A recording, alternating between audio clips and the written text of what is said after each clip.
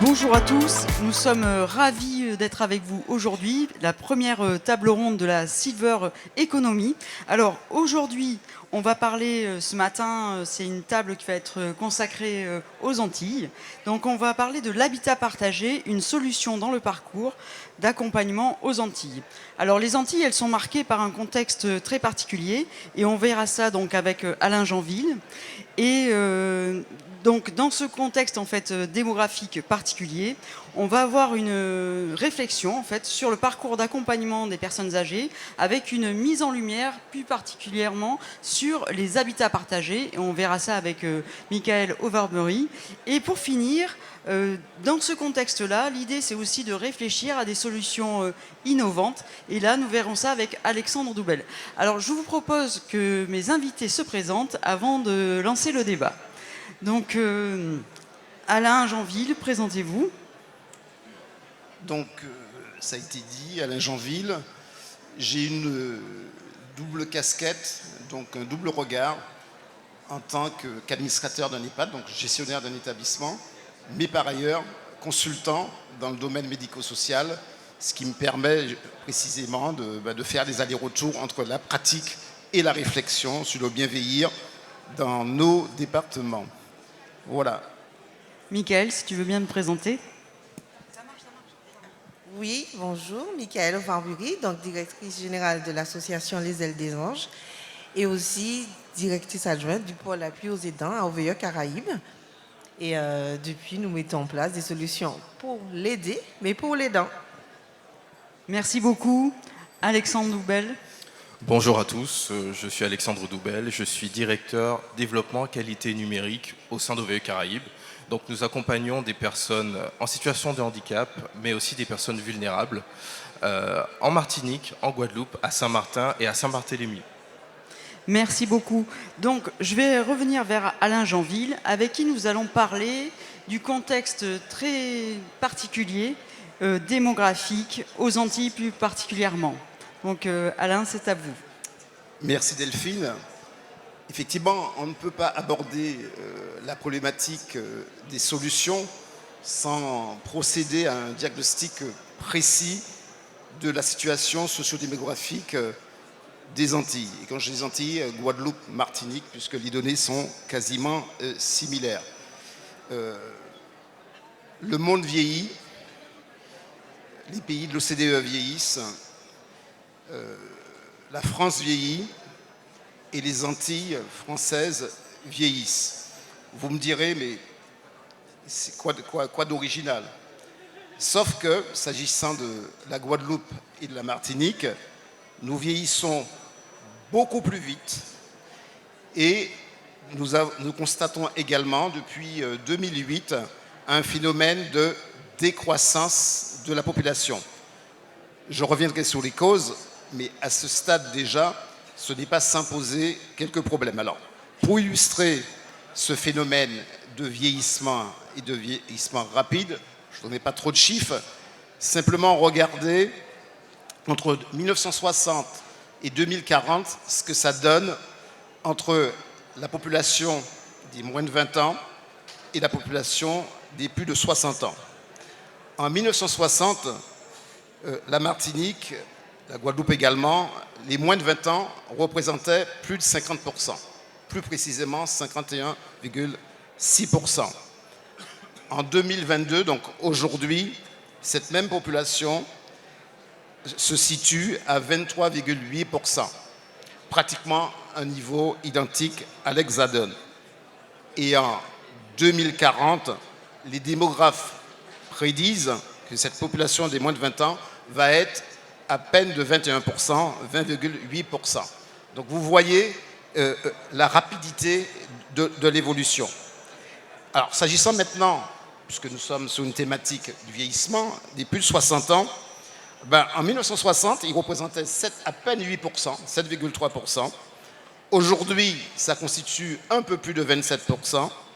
Et au contraire des moins de 20 ans, cette population va représenter à peu près 40%. C'est vertigineux et par ordre de comparaison, rapporté à la France hexagonale, les plus de 60 ans en 2040 seront, si je puis dire, que de 31%. Donc vous voyez à travers le prisme de ces chiffres que nous avons des particularités qui demandent donc des réponses particulières également. Alors, sur les causes, et très très rapidement, il s'agit, on l'observe aussi par ailleurs, c'est une baisse de la natalité et de la fécondité, c'est une augmentation, et c'est plutôt une bonne chose, de l'espérance de vie, c'est une arrivée aux âges élevés de la génération dite du baby-boom, et ce qui nous est particulier, tant pour la Guadeloupe que pour la Martinique, c'est l'émigration de nos jeunes. Nous perdons en moyenne entre 3 000 et 3 500 jeunes qui migrent principalement vers la France hexagonale, ce qui a pour conséquence de donner à notre pyramide des âges un aspect un petit déformé pour les 25 et 35 ans, ce qui a des impacts évidemment sur la fécondité, mais pas que, qui a des impacts également par rapport à un soubassement culturel très fort que nous avons, c'est l'implication des aidants dans la prise en charge de nos aînés. Alors, les conséquences, bien évidemment, il y en a sur le plan sociétal. Il y a une très forte population qui va rentrer en dépendance. Il y a aussi des implications sur le plan économique et financier, notamment pour la collectivité territoriale. Et il y a aussi, me semble-t-il, un enjeu national et local. Et est-ce que par rapport à cette population où il y a un vieillissement extrêmement rapide, est-ce que finalement les Antilles sont préparées à ça en matière de structure, que ce soit les EHPAD, les services à domicile? Pour moi, très clairement, non. Je pense que nous ne sommes pas préparés à une société où l'équilibre jeune-senior prendra une telle forme. On a pris aussi ces dernières années un certain retard dans les politiques publiques, qu'elles soient nationales ou locales. Donc la question se pose, et je le traduis en chiffres, c'est quelle offre de service adaptée à ces 25 650 personnes dépendantes à l'horizon 2030, dont plus de 6 000 à dépendance sévère. Très clairement, la réponse n'est pas au rendez-vous. Alors, la réponse n'est pas au rendez-vous. Cependant, voilà, il y a quand même des solutions qui sont en train de naître, et notamment les Ailes des Anges qui ont développé des habitats partagés dont Michael va pouvoir nous parler et dire un petit peu ce qui est fait et comment c'est fait. Alors effectivement, comme le dit très justement Alain, on s'est rendu compte de cette complexité. Effectivement, les jeunes s'en vont, les personnes âgées vieillissent plus longtemps et sont plus nombreux. Le rapport couple aidant-aidé est vraiment faussé, puisqu'il n'y a pas vraiment d'aidants. Cependant, on est l'île où il y a le plus d'aidants et le plus d'aidants âgés. Donc, quelle solution ? On y a répondu tout juste parce qu'on avait une mamie avec une grande maison toute seule et qui était en rupture de lien social. Et on lui a proposé de l'accompagner avec 2 autres habitants. Et c'est de là qu'est parti notre habitat partagé, en fait, et qui s'est décuplé aujourd'hui au nombre de 6 habitats. Et dans nos habitats, nous sommes présents 24 heures sur 24. Et notre particularité, c'est qu'on veut mettre la personne âgée au centre de l'habitat, du quartier et de la ville. Il y a une vraie interaction, donc on fait intervenir tous les acteurs économiques autour de l'habitat partagé, les voisins, ensuite la ville, les services communaux de la ville interagissent avec nous. Et en fait, ça recrée le lien social. Et nous nous retrouvons en fait au centre du quartier de la ville, parce que vous aurez le boulanger qui va ramener le pain, l'agriculteur qui va nous produire et nous donner des denrées. Vous aurez la personne âgée qui va faire les courses avec l'auxiliaire de vie. Donc c'est une animation. Et ensuite, on a voulu former nos professionnels. C'est-à-dire que ce sont aussi des auxiliaires de vie et soignants, parce que 24 heures sur 24. Mais on a voulu les former, et ce qui donne des professionnels contents et ravis d'avoir ce genre de mode de garde. Donc en fait, tout le monde est gagnant. Donc la ville est gagnante, le quartier est gagnant, la personne âgée est gagnante, et les professionnels. Et on y a adjoint aussi le concours des aidants. C'est-à-dire qu'on a créé une communauté des aidants de nos habitats partagés et on se rencontre une fois par mois et on retrouve des aidants heureux d'être avec d'autres aidants et de voir leurs parents bien traités tous les jours. Et eux peuvent travailler ou même voyager, reprendre l'envie de voyager parce qu'ils sont assurés que leurs parents sont bien traités et bien choyés dans nos habitats partagés. Et puis c'est vraiment une très belle manière de lutter contre la solitude. Et quand on voit effectivement la masse de personnes âgées vieillissantes aux Antilles, ce type d'habitat où finalement on va regrouper 3, 4, 5, 6, 7 personnes complètement isolées par ailleurs, isolées des enfants, des petits-enfants. Et là, finalement, on retrouve une structure familiale à la fois avec des temps de partage. C'est vraiment un habitat partagé. Et peut-être... Alexandre, tu peux intervenir pour parler un petit peu de comment, grâce à un certain nombre d'innovations, on peut aussi lutter contre cet isolement social. Oui, c'est vrai que par rapport à la petite taille des îles des Antilles, nous sommes vraiment en lieu, un hub d'incubation très intéressant pour tester des solutions numériques. Donc au niveau de l'habitat partagé, ce qui est très intéressant, c'est qu'on peut mettre en place des solutions technologiques pour renforcer le maintien à domicile, renforcer la coordination entre les équipes, entre le personnel médical de la ville, et puis aussi permettre aux personnes âgées d'interagir entre elles.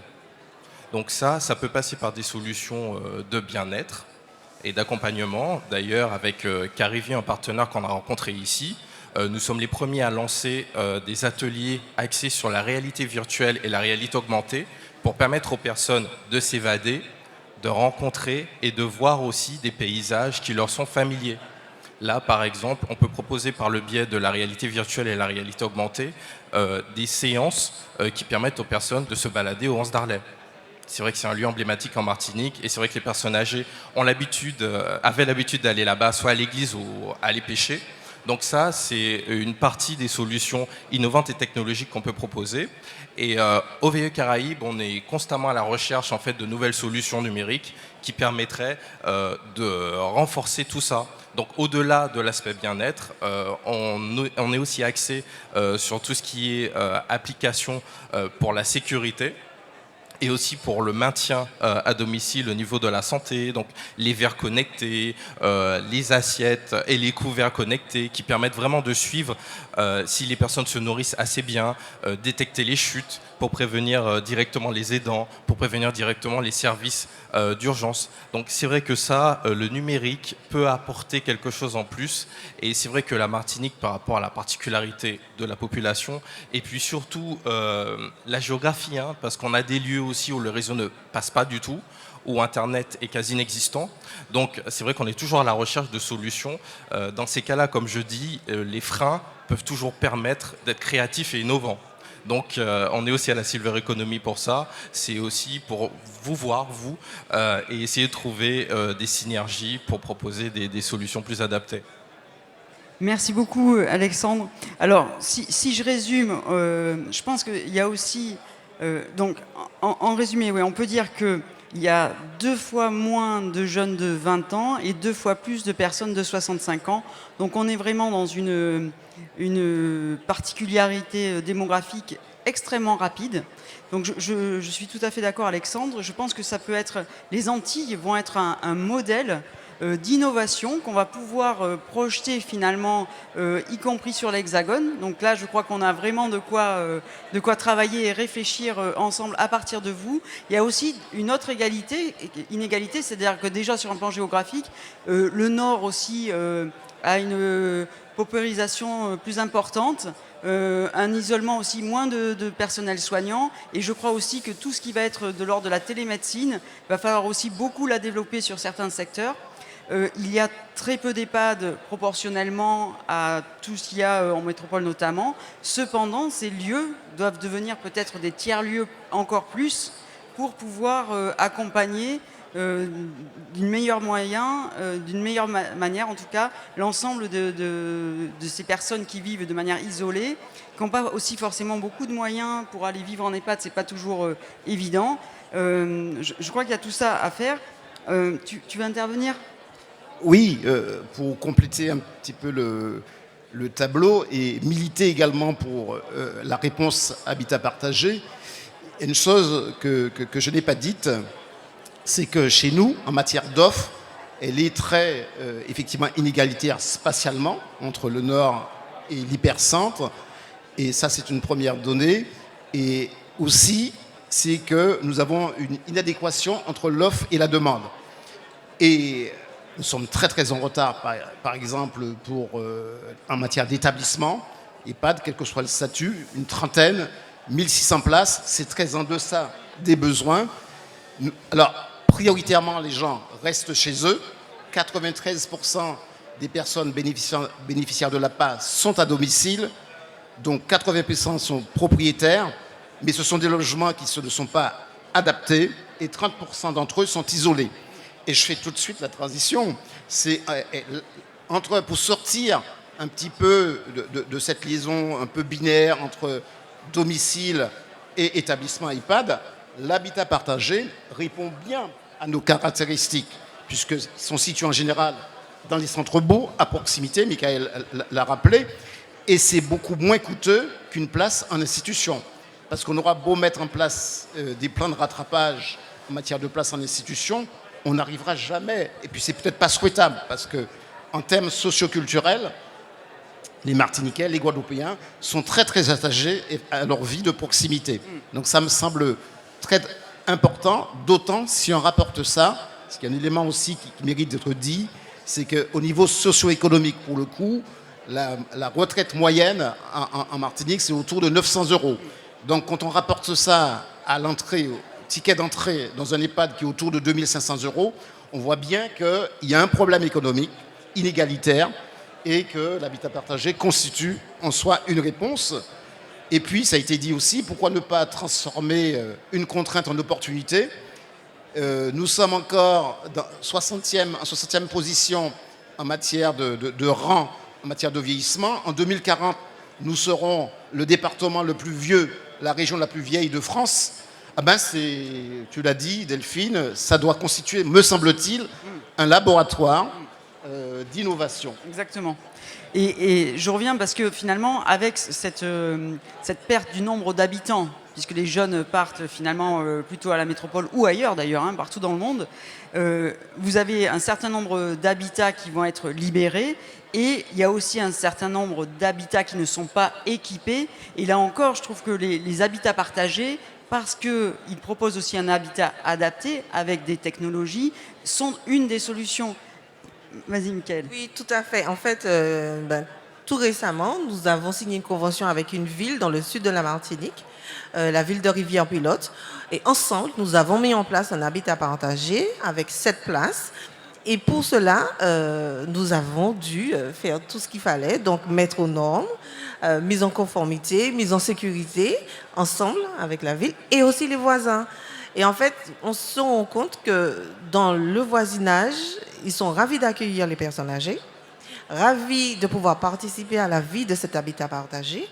Et en même temps, nous sommes en train de créer, si vous voulez, la charte de l'habitrain partagé, parce que ça n'existe pas. C'est de l'habitat inclusif, c'est tout nouveau, la CNSA subventionne.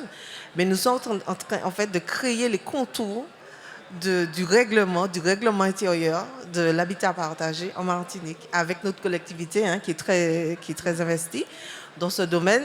Et tous disent que c'est la solution intermédiaire entre le domicile et l'EHPAD. Et c'est vraiment une belle solution quand les personnes sont prises en charge 24 heures sur 24 avec des personnels formés et heureux et qui militent en plus pour ce genre de mode de garde, parce que non plus aller faire 2-3 minutes chez quelqu'un ou 20 minutes, mais prennent le temps de s'occuper de la personne âgée, d'offrir des animations et de rendre compte aux aidants. En fait, c'est ces trois parties, c'est-à-dire cet accompagnement en trois parties qui permet que l'aidant soit heureux, l'aidé soit heureux et le professionnel est heureux.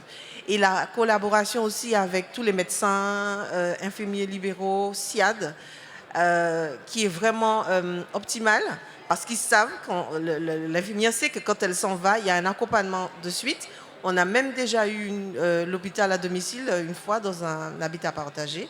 Et ça s'est très bien passé parce que la personne est accompagnée jusqu'à la fin de sa vie avec nous. Merci beaucoup, Michael. Est-ce que, Alexandre, tu voudrais rajouter quelque chose? Je pense que Michael a abordé tout ce qui concerne la coordination. Et peut-être qu'il peut y avoir une réflexion d'outils innovants pour améliorer la coordination des professionnels, notamment.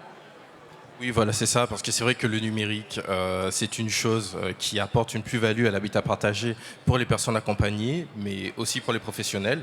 Parce que nous mettons en place des outils de travail collaboratif qui permettent à chacun de gagner du temps sur son travail administratif, la planification, l'organisation d'activités, pour vraiment se concentrer sur le cœur de métier et pour s'occuper de la personne âgée qui est là. Et ça, c'est quelque chose de très intéressant et la nouvelle technologie permet de gagner du temps sur tout ça. Donc tout ce qui est outils collaboratifs, c'est vraiment quelque chose qu'on recherche en permanence.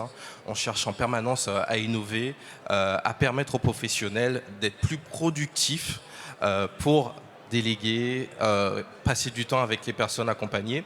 Et au-delà aussi de l'aspect financier pour l'habitat partagé, ce qui est très intéressant, c'est que ce sont de très très petites unités.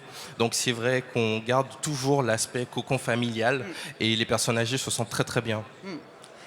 Et alors ça me faisait penser aussi qu'avec le vieillissement de la population, un autre des enjeux, c'est essayer aussi d'améliorer le vieillissement en bonne santé, de travailler sur toute la prévention. Et là, je crois qu'il y a vraiment un champ hyper innovant à mettre en place aux Antilles, et peut-être aussi que les outils numériques peuvent être aussi au service de la prévention. Parce que d'abord, on va s'accaparer les outils, et puis il y a différentes formes de prévention qui peuvent être des conseils en alimentation, sur l'équilibre alimentaire, sur l'équilibre physique tout court.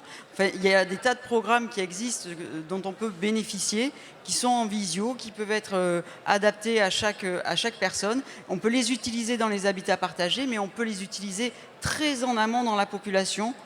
Qu'est-ce que tu en penses ? Alors, je laisserai à Alexandre de développer les aspects numériques, mais tu soulèves là un sujet qui me semble crucial et qui n'a pas été, c'est la problématique de la prévention.